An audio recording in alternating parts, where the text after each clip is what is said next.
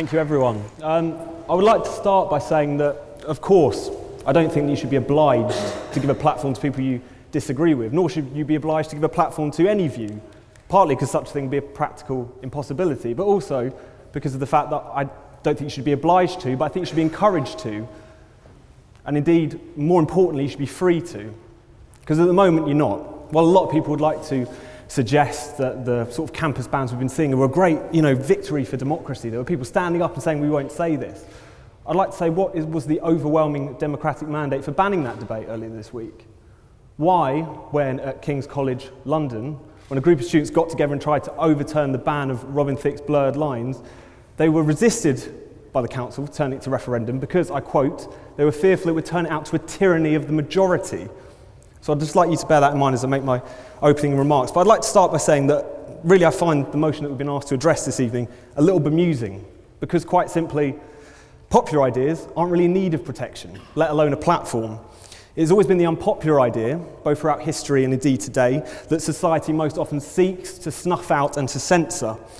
The mainstream has always done a pretty good job of protecting itself. What I'd like to put to you this evening is that even unpopularity justifies a platform. The batty, the marginal, the strange and the downright outrageous are precisely the sort of opinions that we need to protect, and there are two fundamental reasons for this. Firstly, because free speech, if it is to have any meaning at all, has to be an indivisible liberty. It's not something to be handed down like charity to the people that you think are the most sensible or suitably right on. It's free speech for all, or it's for none at all. And secondly, because this anything-goes approach to free speech has a genuine progressive value. Because it is only, as we've already heard, as John Stuart Mill so brilliantly put, in the battle of ideas and the exchange of opinions that you have any chance of getting to the truth and to progress. Through having free speech for all, as some of my fellow speakers have said, we can shine a light on the untruths of the ignorant and the downright deranged, and at the same time we allow room for the radical, the dissident and the progressive ideas to emerge. Liberty, democracy, abolitionism, universal suffrage, civil rights, these are all ideas that were once deeply unpopular. It was only in their airing that they were able to push society forward into a new and progressive place. And the no platform policy is and was basically holding back. It's a bulwark against the sort of radical change that free speech enables. For the 30-odd years it's been held on to by the NUS and various other student unions and campaign groups, it has worked to close students' minds to potentially new and to radical ideas, while holding them back as well from arguing with and challenging and changing the minds of the bad old ideas of others. But to the union's credit, this motion, this debate is one that I think needs to be had out. Because today, on university campuses in particular, things are starting to change. Because it is the popular, or at least the mainstream and the conventional, that is bearing a lot of the brunt of campus censorship today. Because today the far-right movements and no platform policy look to combat have waned.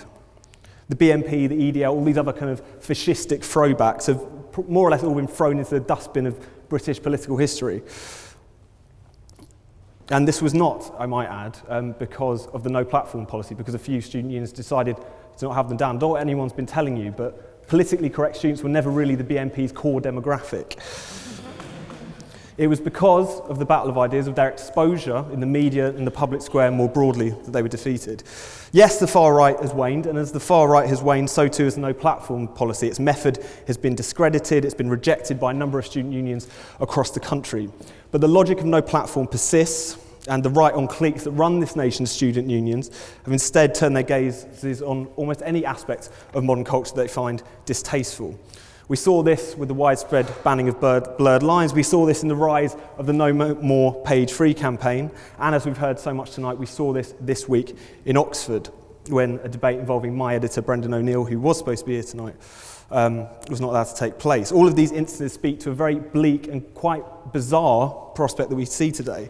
Because where once student unions tried to protect you from Nick Griffin, now they're trying to protect you from Robin Thicke.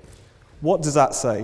Where once SUs might have stopped vicious anti-abortion groups from coming onto campus and setting up their hoardings, now they want to stop a two-sided debate between two quite respectable newspaper columnists. And where once SUs no-platformed the far right in this effort to kind of keep the barbarians from the gates, now they're trying to micromanage every newspaper you read, every song you listen to, every debate you attend, for the sake of trying to quell what they think is that barbarian inside all of you. On a point of information, sir. So I get that it's really important to protect Robin Thicke and Dapper Laughs. Literally all we're saying on opposition is that you should think about the value as well as whether they're just popular in deciding whether or not you give them a platform. Cheers.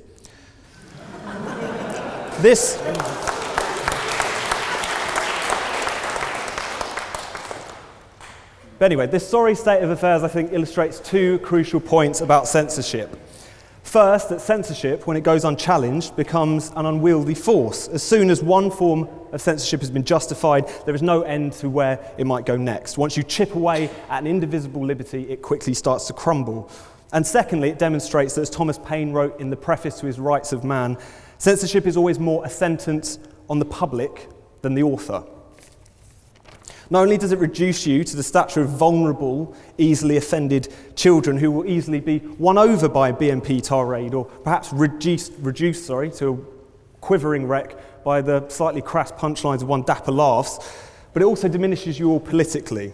It says that you are not up to the challenge that free speech represents.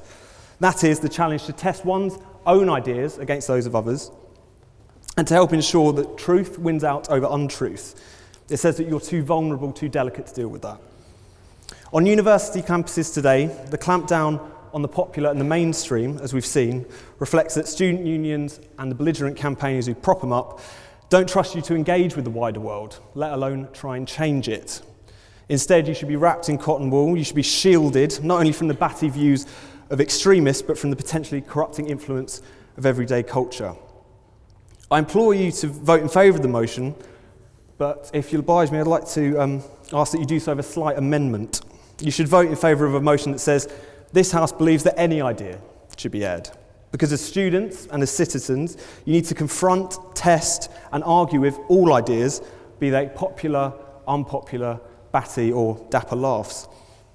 Because it is only then that you have the chance of sorting truth from untruth, as well as having that opportunity to find those dissident, those radical and those new ideas that could bring society forward.